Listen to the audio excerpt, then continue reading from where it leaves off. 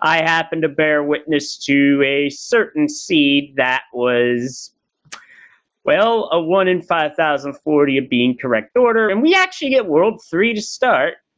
And, well, the pipe lets you skip a level, and, ooh, 7-1 to start.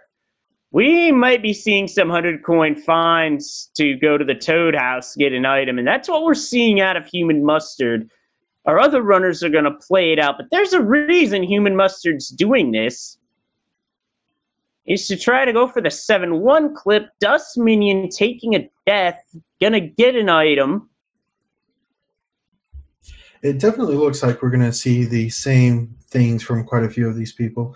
It looks like Mini Guy is probably the last one left to attempt the full version of 7-1, but we do see Human Mustard getting the frog suit clip there. What?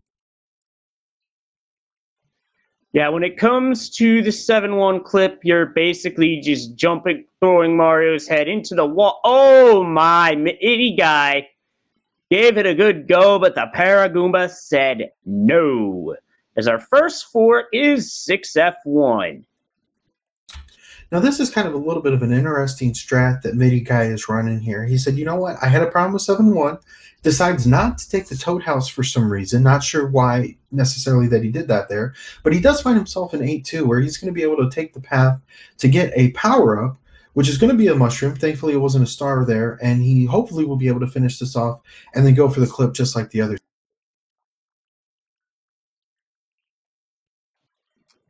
Meanwhile, we've got Human Mustard, our first runner through 6F1. No idea if this fort built a bridge or broke a lock. Oh, that was a very good save by Teeks to build up enough speed to get onto the spikes. Because otherwise, that would have been a certain 100-coin fine. Yeah, as much as a star is really good there, unfortunately, you only have a small fraction of time before that is just going to run out, and you're going to start taking a lot of damage. Meanwhile, I did see a hammer suit from one of the Hammer Bros, and the second fort is going to build a bridge, so we're already set in terms of World 3. Yeah, Human Master taking a really, really good option there. It looks like Midi Guy is also going to take the star route just like Teeks did, so he should be able to burn through this pretty quick. Yep, we are in the World 6 airship, which is worth noting because it is one of two airships that is on a flat surface, the other being World 3. That's going to be important because of Wendy Okupa, whose rings can cause havoc, but not today. Just a one-hitter. No, she's every bit a small. Fire kill. Not a bad strat, but today, not going to be the fastest. Yeah, unfortunately, in these randomizers, sometimes the safest route is not always the best route. So while he does finish with a fire suit, he is going to be quite substantially behind Human Mustard, just for the sheer fact that he took 10 fireballs, while Human Mustard was able to take 1. Same with Teeks. Meanwhile, Midi Guy realized they entered a stage they didn't mean to and has bailed out from it. And we've got two forts in the desert. Always good fun to see, especially when one of them unlocks a lock that doesn't really do anything. Now, speaking of the one that doesn't do anything, this is the World 1 fort, which logically can never be required because the game will always assume you're going to go for the item, as Human Mustard has done. That item's another frog suit, which for Human Mustard is quite fitting because he does play a lot of frog percent. And he is, in fact, the world record of the frog 80% run. Meanwhile, Midi Guy able to get out of World 3, which is actually World 1 in our randomizer today. And he's going to be joining everybody else on World 2 here momentarily. Teeks making a mad dash through this fortress, said, you know what, I'm not stopping for anybody or anything. And he finds himself in Boom Boom while we visit Human Mustard on another World 6. Yeah, that's 610 for Human Mustard. One of two stages where you can find a hammer suit, but this one the game really makes you work for in the vanilla.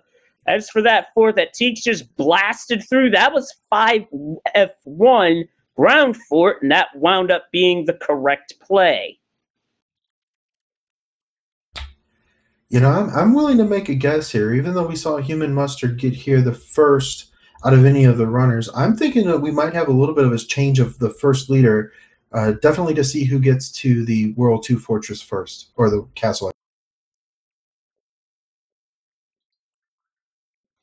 Got Dust Minion in 5F1, slowing it down, taking it a little cautious here. Understandable because of the randomized roto discs as well as the random enemies can make blasting through here with P speed a risky move at that. Although it is a lot of fun to pull off, I have to admit.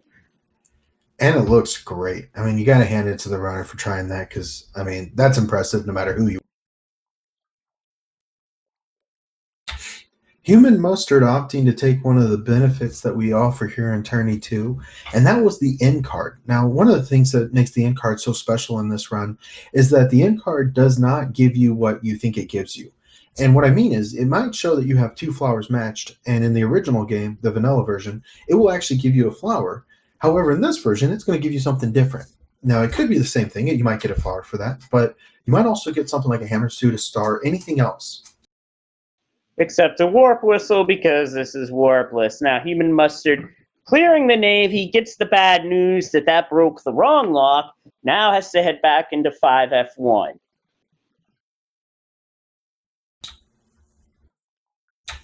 We see Teeks taking on the sand level here. He's going to find himself on, I believe this is 6.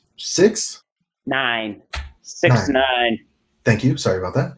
No worries. It's easy to get. Now we've got Mini Guy trying for a wall jump, which is another sub-pixel dependent maneuver that can be done. For more details, there is a way to manipulate sub-pixels that Mitch Flower Power explains that's on his YouTube page. Takes, on the other hand, getting a star that he probably didn't want to get because if you're flipping like that, you are not going to be able to enter any pipes. Oh no, Mini Guy just gets a mix of a hitbox and a tail slap. That hurts. We see all the runners closing in on the same level here, so it's going to be interesting to see. Teeks definitely hitting the airship first, but it's going to be interesting to see who comes up next. Yep, and it's the World 3 airship.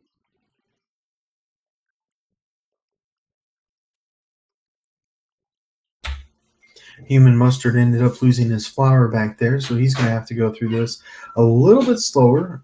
Completely bypasses the star, doesn't even check that block for the power. Teeks getting a fire kill on a Morton Koopa Jr. that was at least 4 hits. So in this instance, fire being the faster method of taking down the boss. Chat, real quick, we're going to be entering this next world here. What is your guess for this next world? I'm going to go with a... I'm going to say 1 just for a 3-2-1 reversal. Be amusing. I got to agree with Hecatarch in the chat. I'm going to go with 4. I think I can see a little 4 action here. And unfortunately, a moment ago, Dust Minion was going for that clip and actually hit it. But on his jump, I don't know what happened there, but he wasn't exactly able to get up high enough to get onto that ledge. Ended up falling down and didn't make it the second time, so opted to go through the level the long, old-fashioned way. Our fort in World 1, it's just 1, and it's 6F2, the Ice Fort. Ooh, Dust Minion taking the hammer from the sledge, bro. Not going to try it again, that's understandable. Yeah, especially as small Mario, you have to run the risk of, do I use an item here? Do I go for the Sledge Brother again and hope it's something different? Or do I just go ahead and move on? And he's opted for the safer play here. And that's to go ahead and get out of World 2 and get onto World 3, which I think is going to be very beneficial. Meanwhile, Midi Guy just found out that he had the wrong block, and he's going to have to go back now and take the other fortress on, which will unlock the place that he needs to go, and he will progress shortly to World 3 as well. And Teeks just got through 1-4. Interesting to note about 1-4. In the vanilla game, that auto scrolls. This gives me a chance to mention that auto scrollers, for the most part, are turned off as Teeks gets a fireball down just in time to get rid of Boss Bass before becoming a snack. That was close. I literally gasped there as I realized that Big Boss Bass was coming in for a surprise snipe. Now, it looks like Teeks is going to take a little bit of a random cheat on this, and he's going to go ahead and despawn the Big Boss Bass by going through that door. Now, in the vanilla game, that would change it from being giant size down to normal. But in this one, it actually does change Big Boss Bass from being there, so he's not actually going to have to worry about this.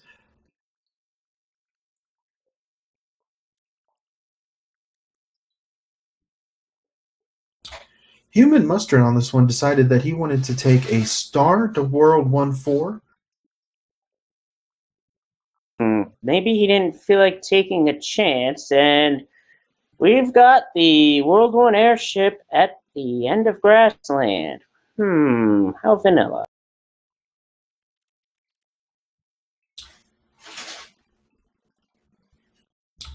I was curious to see what Human Mustard did there, and it looked like he did lead with some fireballs, which I think is definitely a smart move. Obviously, as it saved him there, and he's able to play a little bit more aggressively because of that. However, he did not opt to take the despawn strat that Teeks did, which I find a little interesting. I'm curious why he did that. I think he wanted to just blast through the level because Human Mustard has a lot of confidence in his game. Oh no, Dust Minion comes up short on a jump in 1-4. Chat, we're getting ready to enter this next world. What you got? Which world are you going to? Human Mustard picks up a hammer from the Hammer Bro in World 1, and we are up in World 5. And a pipe right away, we're going right up. Now, this is interesting because, well, normally you'd have to play the fort that was 1 north in order to get to the fort that was on the island on the ground section, but that hammer that Teeks just got in the previous world was used to break the lock. That is something that is randomizer exclusive, to where sometimes you can set a setting where your hammers can break both the rocks and the locks. I do find that a little bit interesting because where Teeks came up on the sky level was right next to a fortress, and he opted to not even take that fortress, said, you know what, I don't want to be wrong, went ahead and took care of it and said, all right, we're just going to go through it and not even worry about whether that's the bridge or the locker. Dust Minion having a bit of trouble in 4-6. Took a death after coming short on a jump. Does take a game over to get lives back. However, when taking a game over in Mario 3, you wind up having all your cleared stages go back to action scene panels. However, your forts will remain destroyed.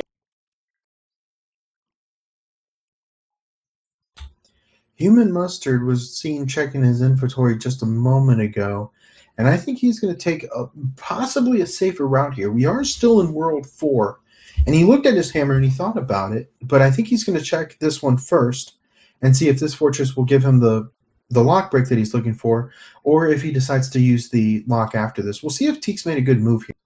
I think Teeks made a good move because what Human Mustard is going to have to do is go back down the pipe, cross the bridge that this fort builds, because the blue fort was on the island across from Start, and that bridge is the only way to get there. As a result of that, well, you got to play both forts if you're going that way. Using the hammer easily saved a minute or two, because here's the thing that Teeks could have been thinking. What if the level before that was a nasty level like 5-9 or the Lost City of Atlantis? I mention that because I forgot to mention that, because something else came up, that there are 2 stages that remain auto-scrollers in this randomizer. Otherwise, they wouldn't function. One is 5-9. The other one is the lost level known as Atlantis. We don't want to see those. No, you're absolutely right. If those are required in this run at any time, I'll go ahead and throw 7-5 in there as well.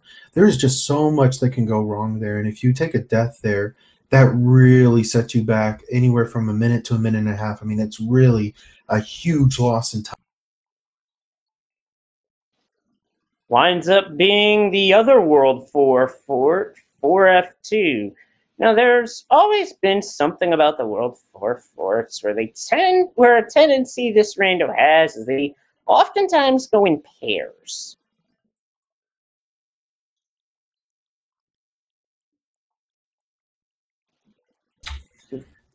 Teeks is making short work of his level world 5. Definitely a jet world. So, chat, we're going to come back to you. We currently have just two worlds left. Which one do you think is coming up next? Or two more that can be randomized, I should say. Well, at this point, we're probably looking at a pipe maze here, I would think. But it's either pipe maze or Iceland, the two longest worlds. And oftentimes, the pipe maze can be the trickiest one to navigate. Indeed, especially when there are certain pseudo pipes within the level, because not only do you have the island pipes that go from island to island, you also have some that will go to what we call the penthouse, which is in between two piranha plants, and there's nothing you can do with those. And there's also one that goes to a mushroom house, which, unless you're looking for items, isn't going to do you a lot of good as you progress through the world. Worth noting that there was more than one action scene panel with the number 10 on this World 6. Now, World 6 in the vanilla game has 3 forts, 10 action scene panels. When you see more than one 10 panel in World 6, then you're dealing with at least 2 forts at the maximum, maybe 1. It's 1 if you see 3 of them.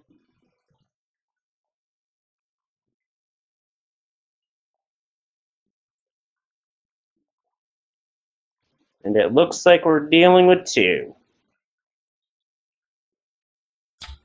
It also looked like Mini Guy has made a really good effort to come back.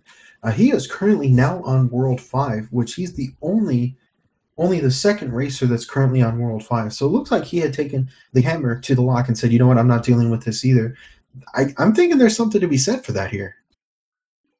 Yeah, that would be one situation where taking the hammer to the lock is definitely to your advantage. Because another thing you could have run into in either part of that Fort Exchange would have been maybe Dark Door Maze, which is the only knock I have against that level is its length. Or you could have run into something truly diabolical in 7F2, Piranha Fort, which is not a fun time for anybody. But I'm always amazed to see the speedrunners just blast through it. It's like wow. You are not wrong. I was actually commentating on a race for the semifinals between Zodiac Dread and Raikou Rider, and I saw 7F2 and I got a little scared and I was commentating, and then the two runners just blew through it in nothing flat. It made me feel a little silly with it, but I mean, you are not wrong. Those guys are super fast. They're super comfortable with that level and really make it.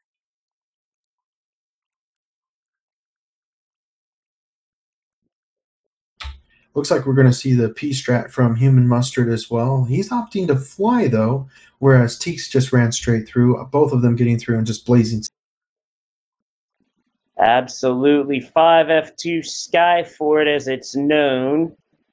Known for having lots of potobos, but the trick to this fort is if you keep moving to the right and keep making your jumps, you're going to be ahead of the podobo cycles every time. Indeed. We have a little bit of an issue with Mini Guy. He was having some troubles with the fire guys there, but was able to blow through them pretty quick. Also, a little bit of trouble with the Boomerang Brothers, but he's going to get a couple of items to prepare himself for what's coming. So Teeks is our first runner through World 6, going to be entering the pipe maze.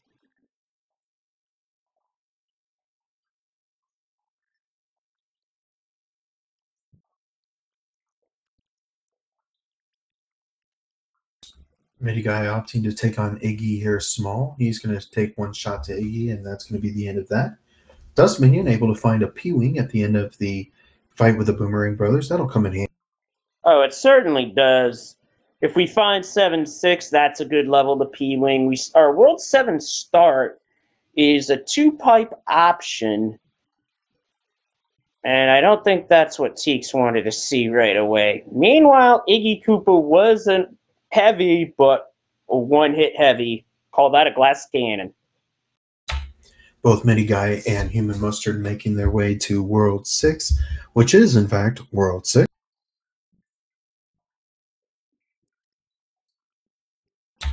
Dust Minion, unfortunately, having to take just a little bit of a slower route here as he goes through 5F2. He's going to be entering his fight with Boom Boom, should be able to finish this off pretty. Teeks entering into Fort Knox 7F1 with a Tanuki tail. In terms of entering a level with the right power up, that's optimal if you're not using a P-Wing, because you can literally just build up a close to P speed, but not quite by hitting one of the blocks below, jump to the door, and boom. Ooh, that's the correct fort, too.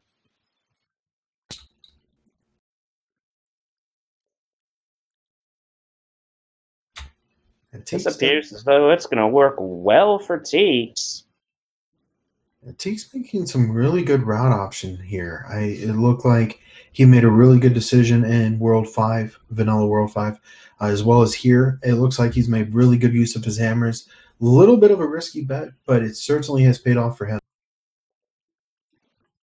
No risk, no reward, nothing ventured, nothing gained, as they say.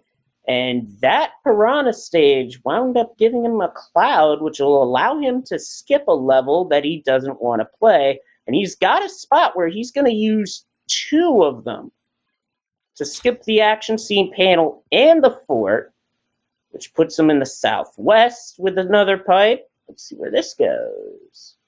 That brought him just about home free.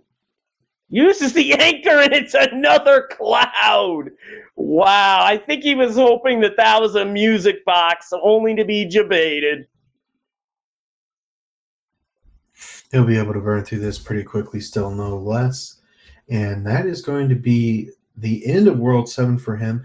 Pretty linear for the most part. He made that look like there was only one route, only one option, and he's on to the.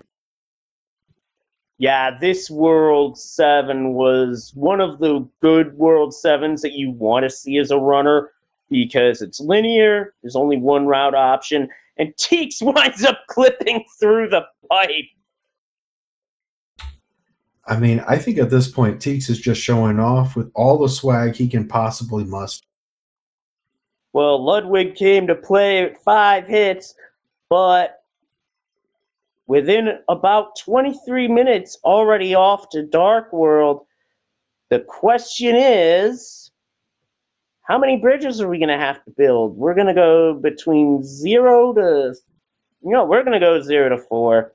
I mean, 4 is rare, but it could happen, I bet. With how this randomizer has been so far, I think I'm going to pull for a 2 bridge. I think that's going to be just tricky enough that people are going to have to figure out where they need to go. But at the same point, I think we're going to see a 2 bridge here. Yep, Midi Guy getting through 1-1, while Dust Minion sees that one of the forts in World 6 is the Dark Door Maze, and honestly says, thanks, but no thanks, I'll play the other one. Teeks making extremely short work of 3F1 here. He says, all right, boom, boom, I'll take your key. I need to keep going.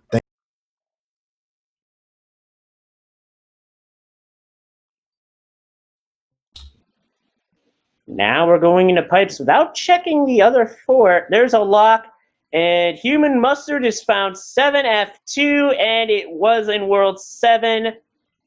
Fred.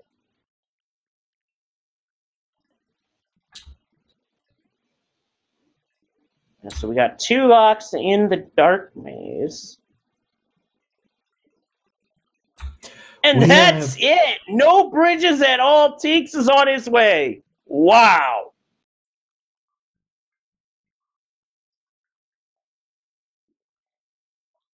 I gotta say, you just gotta love to see it. I mean, what a seed. It was just Teeks is all the way from, I think, ever since World 2, Teeks made a really good route there, finding the right fort the first time, and then just burning everything else as he flew by. I mean, wow.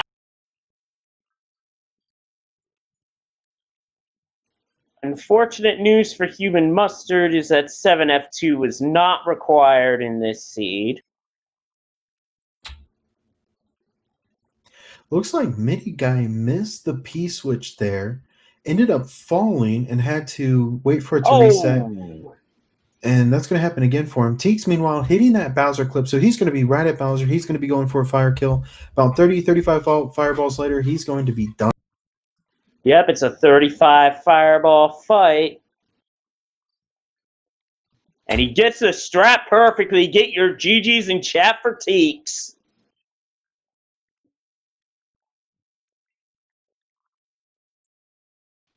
As this is going to be a fantastic time. One of the fastest I've seen on this flag set. Your winner on the restream and overall is Teeks with an official SRL time of 26 minutes, 2 seconds, only 23 seconds ahead of second place Macobra 52 with a 26:05.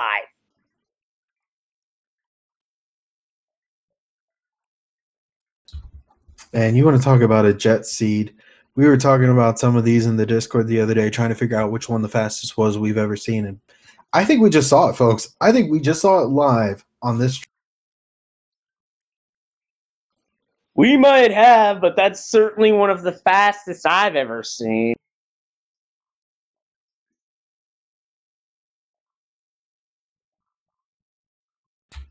Human Mustard opting to take a Frog Fort Knox here. He's going to have to, unfortunately, take the Tanuki suit here, much to his chagrin. Dust Minion has flown up. Does he get the screen wrap here? He does. That is a trick you can do where it looks like Mario's grabbed the wand up high, but in reality, he's wrapped around to the bottom of the screen, so that saves the falling animation and about 4 seconds. Midi Guy is currently finishing up here and will be working on World 7's airship as he's going to be entering the World 8 here pretty. And meanwhile, we are joined on Restream by Teeks. GG. Holy smokes, that was fast. Yeah, thanks so much. I didn't expect that to be such a fast jet seed. Really lucked out. Yeah, you really did. And a key part of what triggered that wasn't just the right decision in World 2. It was actually in the Sky World where you decided to hammer the lock instead of having to play 2 forts. That's really what propelled you. Everything else, all your decisions just came up Millhouse on this seed. Oh, wow. I'm really glad to hear it worked out in the end. Yeah, that ended up being my only hammer that whole seed, and I was hoping it would end up being, just the best possible option. Absolutely was, without a shadow of a doubt. Yeah, I was still in the mindset going into this seed that just going the way I would normally approach it with brackets, just avoid as many of the hammer bros as I can. I didn't even think about doing the end spade games for most of the seed, but I only went into it like 2 or 3 times. Only got 2 items out of it, but thankfully I was able to hold on to most of my power ups this time around. So I was actually pretty resourceful with my fire flowers going into the end of the game, which was pretty much the game plan. Absolutely. And the Bowser kill was on point as well. Indeed. Yeah, I'm actually kind of curious to see how everybody else fared with 7-1 being one of the starting stages. I don't know if people had the similar idea of just using one of the items from the Toad House to clip or just go through the level normally. Oh, a number of folks did try to go through the level normally, but unfortunately that Paragoomba towards the end was causing problems, so that was definitely a good decision to go for the frog clip. Human Mustard also did the same thing pretty quickly. It's also kind of awkward when you're trying to make that climb through the level and then you just get dinged by some off-screen enemy, like the flying Koopa in my case.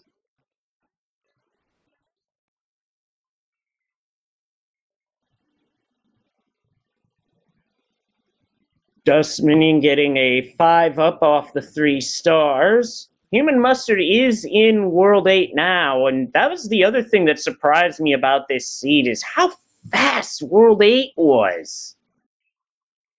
I think I only ended up playing 1/4 in the whole seed. It was just 3F1, and then the pipes just led where they needed to for Bowser's Castle. Yeah, that was definitely a jet. And speaking of jet, MIDI guys now in Bowser's Castle. Believe if Human Mustard can find the path through here, we could have ourselves a close finish, folks. Got a clip right off the bat from MIDI Guy. So he'll be able to go through here real quick, and now he's going to be on to the lava room. Teeks, I don't want to ruin anything for you, but one of the levels you skipped I found very interesting. We actually saw it a little bit later. Would you like to know what the fortress is that you skipped in World? I'm interested. 7F2. You skipped the Piranha Disco Alley. Wow. Yeah, normally I wouldn't really mind that level normally. Just in vanilla, I have a pretty consistent way of doing it, but in Randomizer, sometimes, the piranhas spawn in a different way. Sometimes you get fire piranhas in ways that, just make the pathway a little awkward. So in Randomizer, just in that context, I'm always happy to bypass that if given the opportunity. Oh, for sure. Meanwhile, MIDI Guy lost the hammer suit. Human Mustard has it and is clipped to the Bowser fight. Hi, Bowser! Bye, Bowser! And that's going to allow Human Mustard to take second place overall on the restream over MIDI Guy. Get your GGs in chat.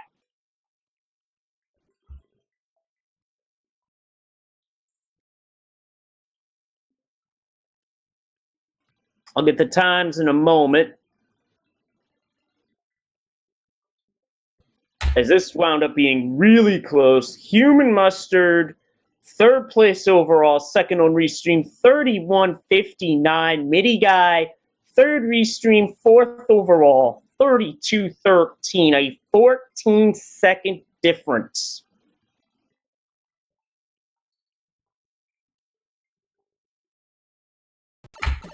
Certainly good runs from both of them as well. I mean, the 26 minutes is blazing speed, but Human Mustard and MIDI Guy definitely both putting up really, really good runs there as well.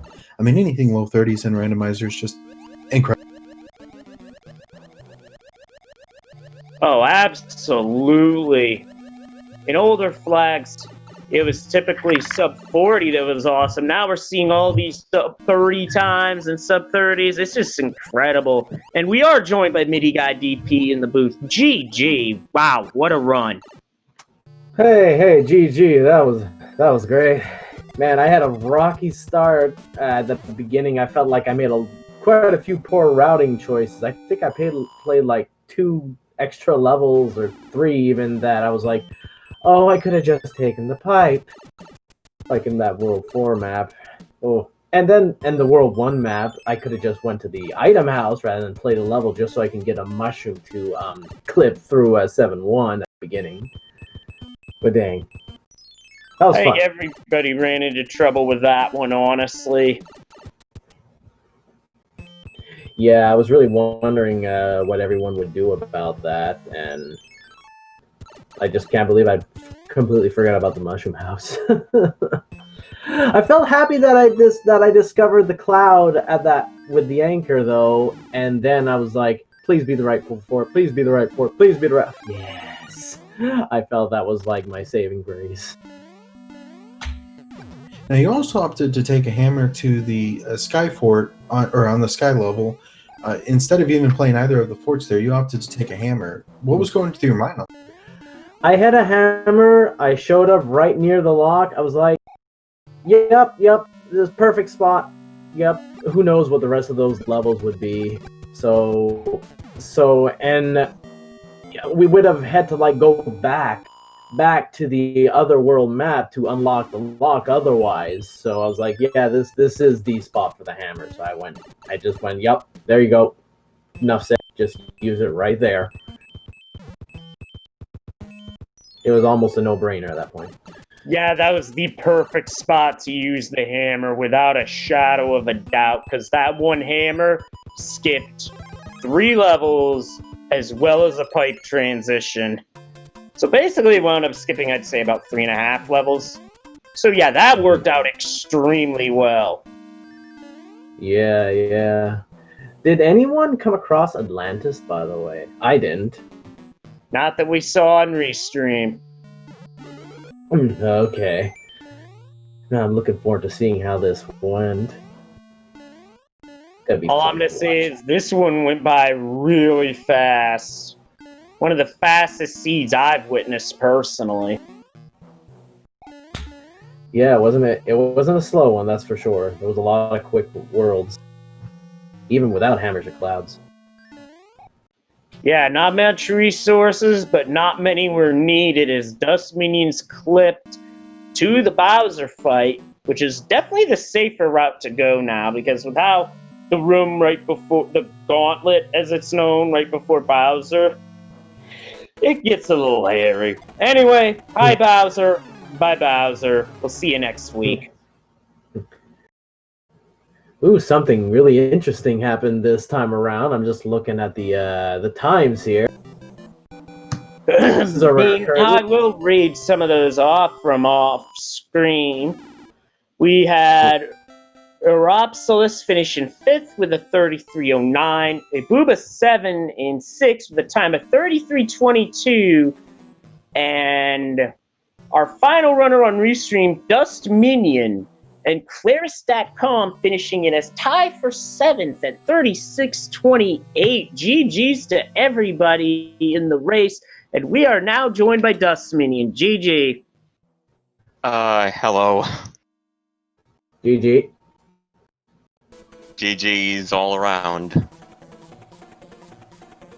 Oh, man. I know that feeling all too well. It's just one of those days. Indeed. I got the frog clip. I got the frog clip at least. Yeah, that frog clip was really critical because that Paragoomba towards the top of 7-1, that was just disgusting. Oh. There was a Wow. there was a Paragoomba up there. Now I'm glad I went to do it. Now I'm glad I went to do 8-2 just to get a mushroom. It was worth it. It was definitely worth it. I didn't expect it to work too. I was like, I guess I'll give it a go, and oh wow, 3rd try. Oh, it was fun. Oh, did you get a frog soup from the mushroom house? Yes, I did. Ah, nice. I'm gonna have to check that on the restream.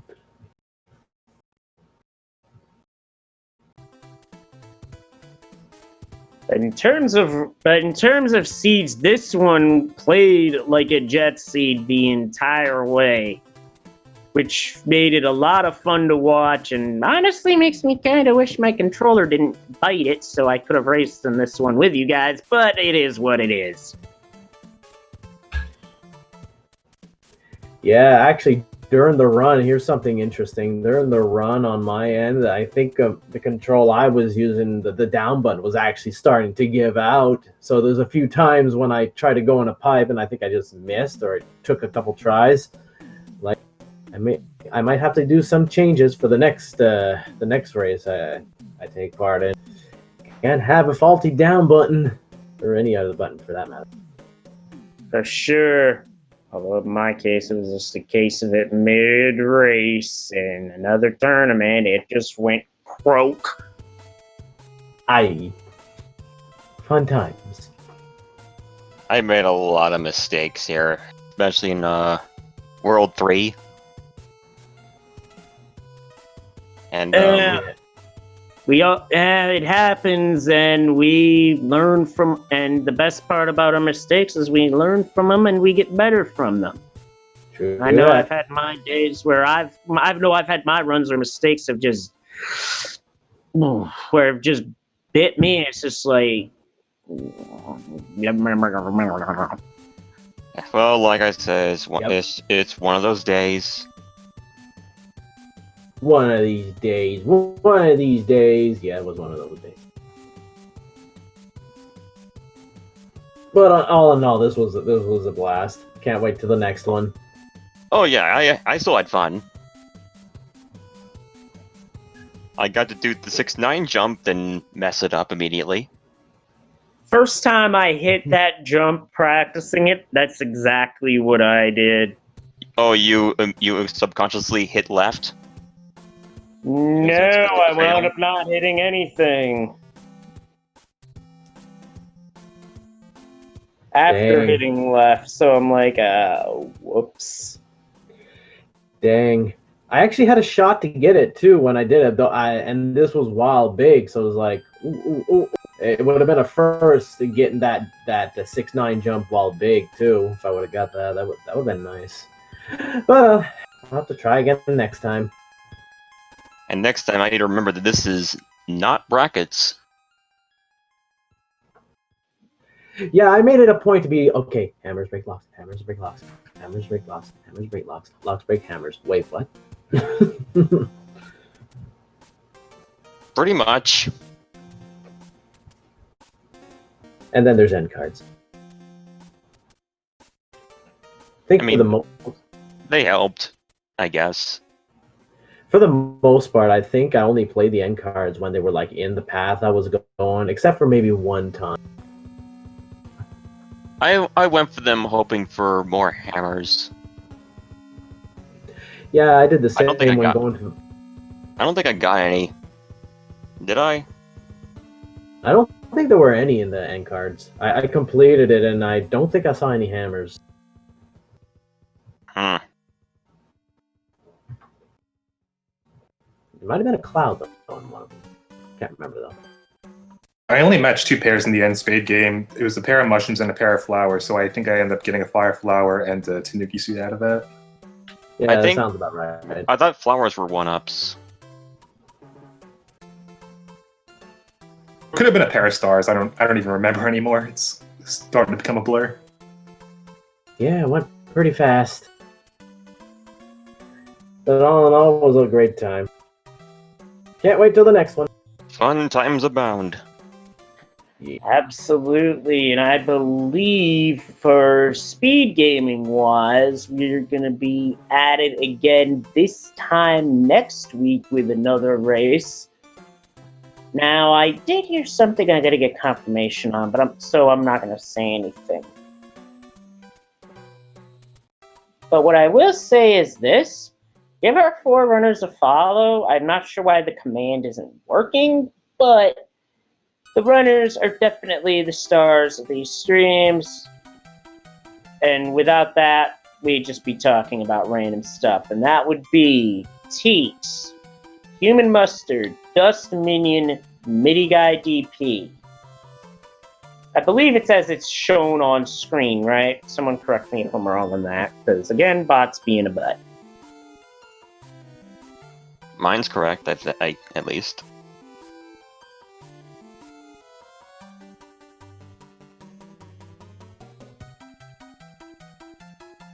And for COCOM, if you feel so inclined, feel free to follow both of myself and Growlwolf7. I gotta say, doing these commentaries is always a lot of fun because you never know what's gonna happen. You're absolutely right, and I want to chime in here just real quick. I mean, we had just an exceptional race here. The racers, as you just said, were absolutely wonderful. I mean, what a great race. Just a couple of routing differences, and that made all the difference in the world. I mean, talk about a great seed to have live. You know, just a couple minutes separating, you know, most of the runners, and then MIDI Guy versus Human Mustard, their time of just 13 seconds difference. The one thing I do want to comment on is Teeks is actually Teeks88 on Twitch. So if you want to look him up, that is Teeks88 if you're going to go there. Also, I want to give a shout out to MIDI Guy DP. He just submitted this in the channel the other day. If you like the new format, go ahead and let him know in the comments in the chat, because this is a format that I do believe, MIDI, correct me if I'm wrong, that you actually built and put together for us. Is that correct?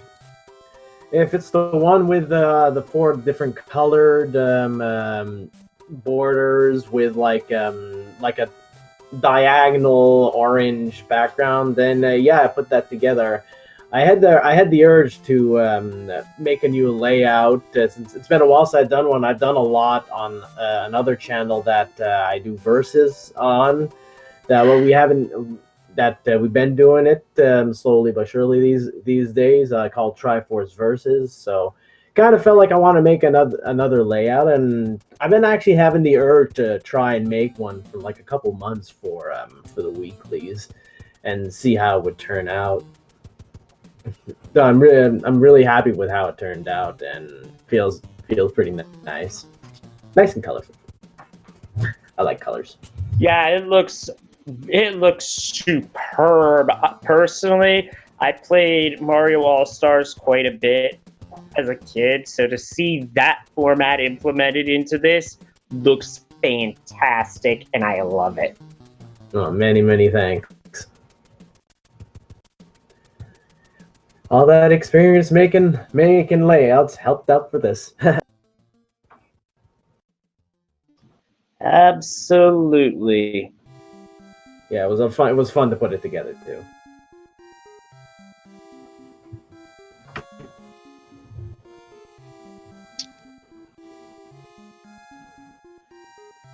So, any final thoughts on the seed, guys? I guess in closing, I just want to say I had a lot of fun, and I'm really looking forward to the next Randomizer Weekly we have next Saturday. And just thank you again to Speed Gaming for hosting this, and to you, Leslie Pro and Growell, for the commentary. Always appreciate it. My final word, I'll say, I have not disappointed in my rocky starts. I have not disappointed. I always start rocky, then I warm up, and I'm doing okay after. Rocky start, man. I'm gonna call myself Rocky Start Guy DP next round, maybe. We'll see. But no, I had a great time, and I really look forward to the next one. Always will, and I'll be definitely taking part in plenty of them.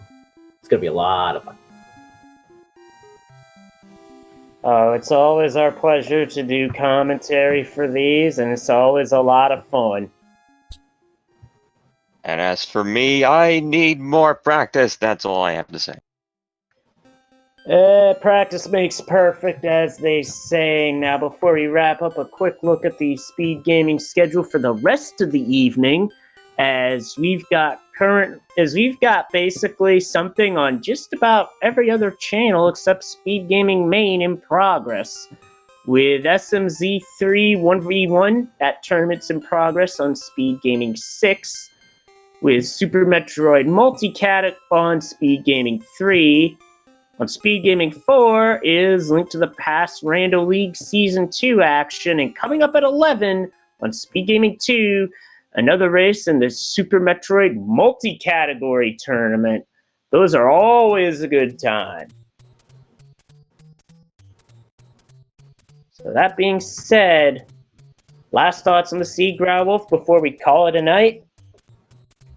Not so much the seed, much more the Discord and the entire community of Randomizer Race. Just to iterate what Teak said, I mean, we really appreciate this. I love doing commentary. I've had a lot of fun doing this with Leslie Pro tonight.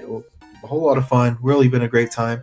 And really, it's because you guys make it such a great time. I mean, the race I was on the edge of my seat the entire time. I was trying my absolute best to go from screen to screen as fast as I could just to see all the action and take all of it in. I mean, what a great seed to start. What a great race to start the entire weekly series with. And I'm looking forward to being a part of this again real soon. Oh, for sure, absolutely. As the Randomizer Weeklies, you see something new every time, and it's always a lot of fun. So, with that being said, for my co-commentator Growlwolf, for our 4 runners on Restream, Human Mustard, Dust Minion, Teeks88, and MIDI Guy DP, as well as everybody behind the scenes at Speed Gaming, Leslie Pro, you guys have a good night.